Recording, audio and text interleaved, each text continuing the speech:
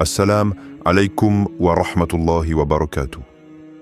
Dans un monde troublé, entre mensonges et illusions, une vérité prophétique se dresse, oubliée par beaucoup, mais préservée dans les livres sacrés. Celui que les savants appellent Al-Mahdi n'est pas un mythe ni une légende, mais une réalité prophétique. Et aujourd'hui, nous allons lever le voile sur un mystère déroutant. À quoi ressemblera-t-il vraiment ? Mais avant de découvrir ce que le prophète nous a révélé sur son apparence, prenons un instant pour invoquer Allah. Ô Allah, montre-nous la vérité comme étant la vérité et accorde-nous de la suivre. Montre-nous le faux comme étant faux et accorde-nous de l'éviter. Amin. Abonne-toi dès maintenant à notre chaîne La Foi Islamique pour ne rien manquer des signes de la fin des temps, des révélations sur le Mahdi et des enseignements authentiques de l'islam.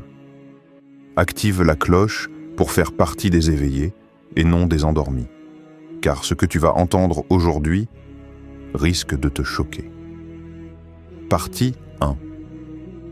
Descriptif prophétique, les paroles du prophète.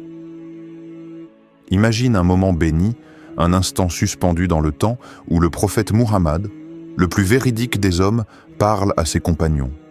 Son regard est sérieux, sa voix paisible, mais chaque mot résonne comme un tonnerre d'éternité. Il ne parle pas d'un roi ni d'un conquérant ordinaire, mais d'un homme qui viendra à la fin des temps pour restaurer la justice, balayer l'oppression et guider l'humanité. Et ce qu'il dit en ce moment précis, ce n'est pas une stratégie militaire, ni une révélation politique. C'est un détail physique, une vision de l'apparence du Mahdi, transmise avec une précision bouleversante. Le Mahdi est de moi, il aura le front large et un nez aquilin.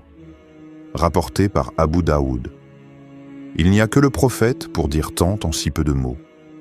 Le front large, ce n'est pas simplement un trait anatomique. C'est le symbole d'un esprit vaste, d'une intelligence illuminée, d'un cœur ouvert à la lumière divine. Dans les cultures anciennes, le front élevé évoquait la noblesse, la clarté mentale, la grandeur d'âme. Et chez le Mahdi, ce front traduit quelque chose de plus, une transparence, une vérité visible avant même qu'il ne parle. Puis vient ce détail presque royal. Le nez aquilin.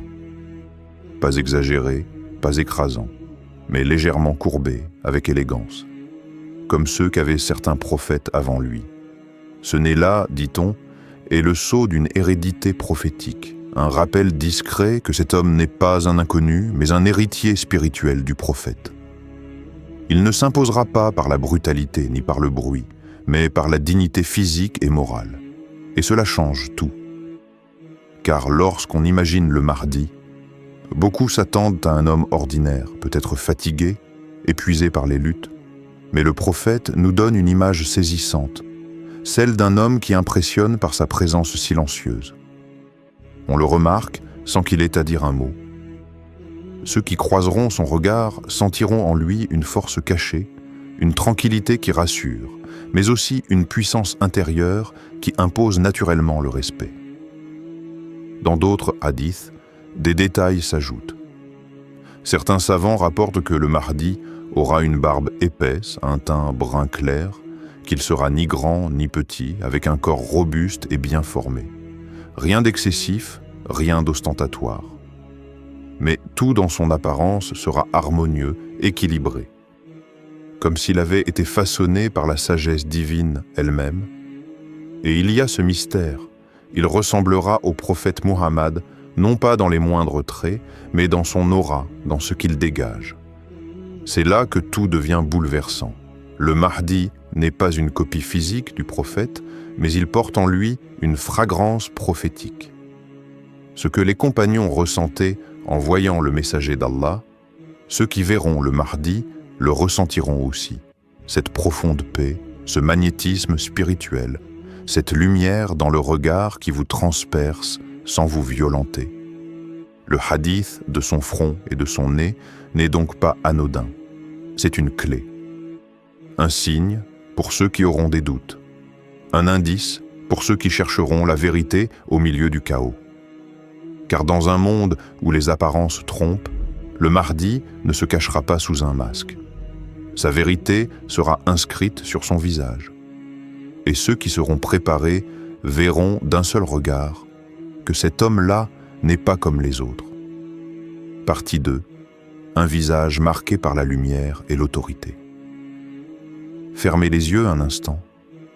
Imaginez une foule agitée, une époque troublée, des regards inquiets tournés dans toutes les directions. Les puissants perdent leurs repères, les peuples crient justice, et l'injustice semble régner sans fin. Puis, au cœur de cette obscurité, un homme se lève, sans fracas, sans armes. Mais son visage suffit à ramener le silence. On raconte qu'il aura entre 30 et 40 ans au moment de son émergence. Et ce n'est ni l'âge de la fougue de la jeunesse, ni celui du déclin. C'est l'âge de la plénitude, celui où l'intelligence mûrit, où la force intérieure prend toute sa dimension. Il ne sera ni très grand, ni trop petit. Sa taille moyenne, équilibrée, n'a rien d'impressionnant au premier abord. Et pourtant, il y a cette proportion, cette justesse dans son allure, comme si chaque centimètre de son être avait été mesuré par la main d'un artisan divin. Mais ce qui frappera le plus, ce n'est pas son gabarit, c'est son visage. Ce visage illuminé, non par des projecteurs ou une lumière visible, mais par quelque chose de plus profond, le nur, la lumière spirituelle dont les cœurs purs reconnaissent l'éclat. Une lumière douce, paisible, qui ne blesse pas les yeux mais éveille l'âme. Ce n'est pas un éclat éphémère, mais une lumière ancienne, qui semble venir d'avant le monde, transmise de prophète en prophète jusqu'à lui. Son regard ne jugera pas, mais il lira en vous. Il verra la peur, la colère, le doute, et il les traversera sans violence. Son regard apportera un calme étrange. Ceux qui le croiseront ne pourront pas détourner les yeux facilement, car ils auront l'impression de se voir tels qu'ils sont, sans masque, sans défense, et là être son autorité. Il ne criera pas, il ne menacera pas. Pourtant, les chefs d'État, les puissances arrogantes, les figures d'autorité trembleront devant lui. Car son autorité ne vient pas des armes, ni des armées, mais d'une vérité vivante. Chaque battement de son cœur, chaque sourire, chaque silence parlera plus fort que des discours. On dit que son comportement portera le sceau du destin.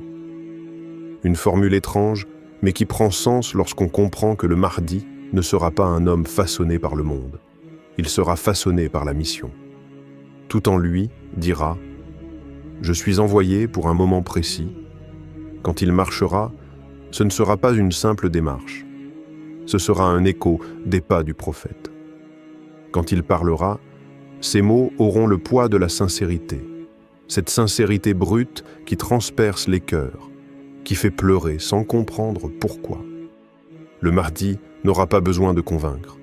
Il sera la preuve vivante, et cela suffit à transformer une époque. Les savants nous disent que son visage reflètera le sérieux, la miséricorde, la vigilance. Il ne sera ni trop sévère, ni trop doux.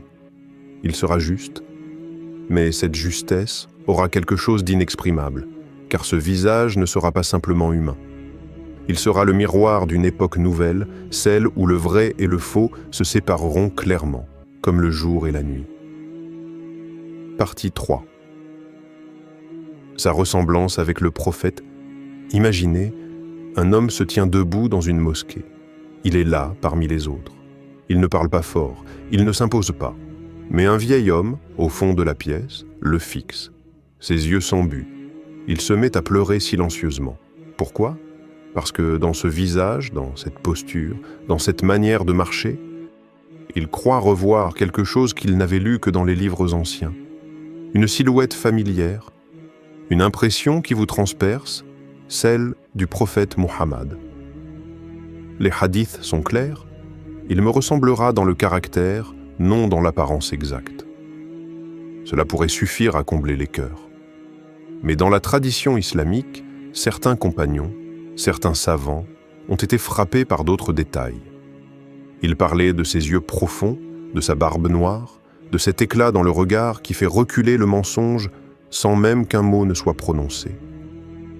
C'est là que le mystère s'épaissit. Il ne s'agit pas d'une copie physique, comme un jumeau, mais plutôt d'un écho vivant.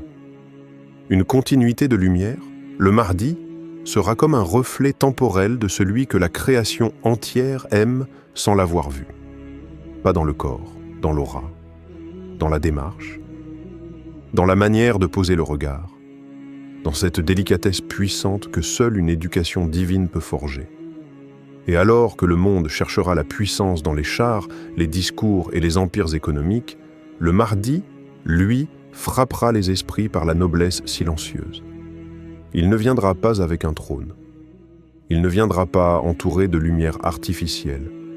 Il ne portera pas des vêtements ornés d'or ou des titres impressionnants. Il aura simplement la présence des prophètes, un cœur pur dans un corps simple. Et c'est là que l'humanité sera profondément troublée. Car dans une époque où la superficialité règne, où l'apparence écrase l'essence, voir un homme du peuple rayonner comme un roi sans couronne sera un choc spirituel. On ne comprendra pas comment il inspire autant de respect, sans argent, sans lignée connue, sans médias. Mais les âmes pures, elles, reconnaîtront. Elles reconnaîtront le parfum prophétique. Il n'y aura pas besoin de longues explications. Ses gestes seront doux mais fermes. Son silence sera plus fort que les cris. Son regard sera celui d'un homme qui porte le poids du monde, mais qui ne ploie pas. Comme le prophète, il sera à la fois un refuge pour les pauvres et une épreuve pour les orgueilleux. Et ce n'est pas seulement dans son apparence qu'il rappellera le prophète, mais dans sa manière d'écouter, de répondre, de sourire, de pleurer pour sa communauté. Quand il s'agenouillera pour prier, on sentira que la terre elle-même s'apaise. Quand il lèvera les mains vers le ciel, les anges retiendront leur souffle. Car ce n'est pas un homme qui parle, c'est l'ombre d'une promesse divine. Le Mahdi ne dira pas « Je suis comme le prophète ».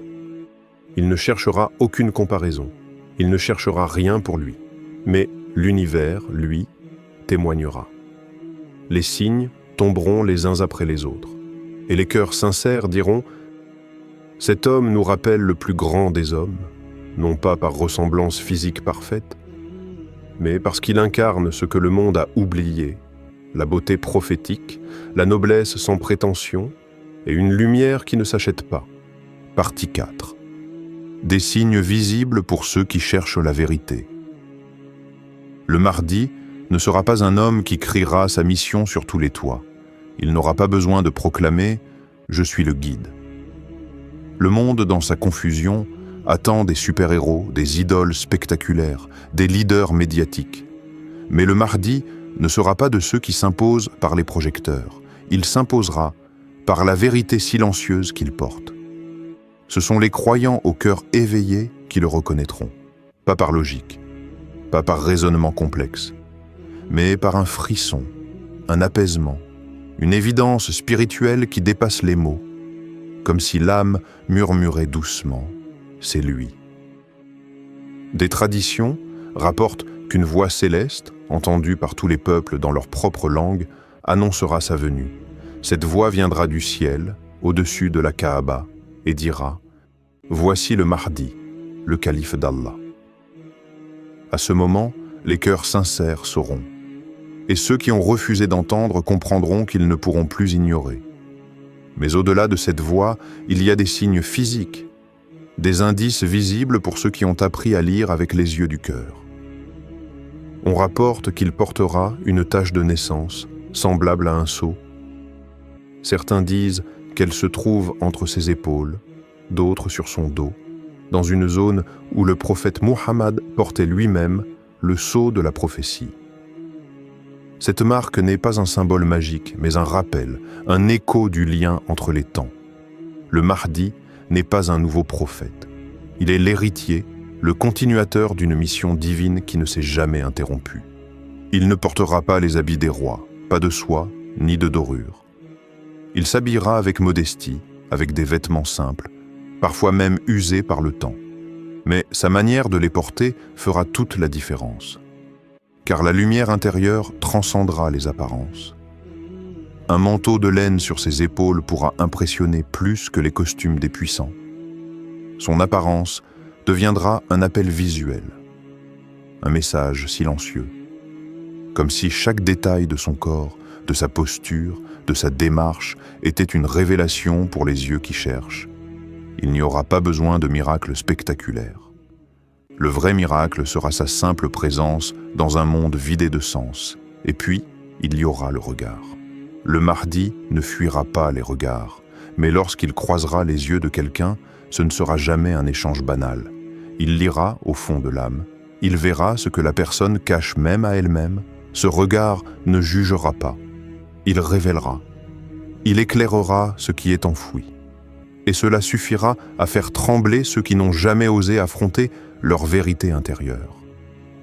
Même ceux qui doutent, même les sceptiques, ceux qui ne veulent pas croire, ceux qui se sont enfermés dans l'orgueil intellectuel. Lorsqu'ils le verront, quelque chose en eux tremblera. Un souvenir enfoui, une nostalgie divine, une reconnaissance ancienne. Car le Mahdi ne viendra pas pour convaincre, il viendra pour rappeler. Rappeler une vérité que chaque âme connaît depuis avant sa naissance. Rappeler que la lumière existe encore, même dans un monde englouti par les ténèbres. Partie 5. Pourquoi son apparence choquera le monde entier? Le monde s'est habitué aux faux sauveurs, des hommes de scène, des figures en costume, des sourires calibrés, des discours écrits par des stratèges, des héros fabriqués en studio, vendus comme des produits, glorifiés par les médias et suivis par des millions de clics. On pense que la puissance, c'est d'avoir une armée derrière soi, qu'un leader, c'est un homme qui crie plus fort que les autres, qui tape du poing sur la table, qui impose sa volonté. Mais le Mahdi va écraser tous ces clichés d'un seul regard. Il ne ressemblera à aucun de ceux que le monde idolâtre. Il n'aura pas les épaules larges d'un gladiateur, il n'aura pas le sourire forcé d'un politicien. Il n'aura pas besoin d'une chaîne YouTube ou d'un compte TikTok pour être entendu, et pourtant, il sera entendu par le monde entier. Ce sera un choc. Un choc pour ceux qui mesurent la grandeur par l'apparence. Un choc pour ceux qui croient que la vérité se vend avec un budget marketing. Un choc pour ceux qui pensent que la spiritualité est dépassée. Oui, il apparaîtra comme un homme ordinaire, un serviteur d'Allah parmi les autres, peut-être en sandales, peut-être avec un habit modeste, sans broderie, sans distinction. Mais le vent tournera avec ses prières. Et les tyrans, même cachés derrière leurs murs blindés, sentiront leur cœur vaciller à l'évocation de son nom.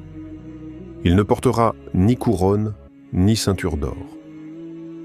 Son autorité ne viendra pas d'un trône, mais du ciel. C'est cela qui bouleversera la planète. La simplicité du contenant et la puissance illimitée du contenu. Et cette contradiction entre son apparence humble et la grandeur de son rôle mettra le monde face à une vérité dérangeante. Les critères humains ne valent rien face au choix divin. Il sera peut-être fatigué par les épreuves. Peut-être que certains riront de son allure. Peut-être qu'il ne correspondra pas du tout aux attentes d'un monde obsédé par les filtres, les corps parfaits, les titres pompeux. Mais ceux qui le regarderont avec les yeux du cœur verront une lumière qui ne s'explique pas. Il n'aura pas de garde du corps, il n'aura pas de palais, il n'aura pas de stratégie électorale, mais il aura ce que personne d'autre ne possède, l'appui du ciel. Et quand il parlera, ce ne seront pas des mots politiques, ce seront des vérités tranchantes, des rappels brûlants, des versets vivants, et c'est ce langage-là que le monde moderne a désappris à comprendre. Les puissants trembleront, non pas parce qu'il hurlera, mais parce qu'il dira la vérité, et qu'ils n'auront aucun argument pour la contredire. L'arrogance du monde sera brisée par la modestie d'un homme. Les mensonges accumulés depuis des siècles seront balayés par la sincérité d'un regard. Et cette sincérité-là, personne ne pourra la falsifier. Le choc ne viendra pas de ses habits, ni de sa barbe, ni de la taille de ses pieds ou de la coupe de son turban. Non. Le choc viendra du fait que tout ce que l'humanité attendait était sous ses yeux, mais elle ne l'a pas reconnu. Car le Mahdi ne viendra pas pour plaire, il viendra pour restaurer. Et cela, ça dérangera. Le Mahdi ne sera pas celui que les foules attendent, il sera celui que Dieu a choisi. Et son apparence, bien que décrite dans les hadiths, restera un mystère jusqu'au moment où Allah le fera émerger. Ce jour-là, beaucoup pleureront. Certains de joie, d'autres de regret. Prépare ton cœur plus que tes yeux.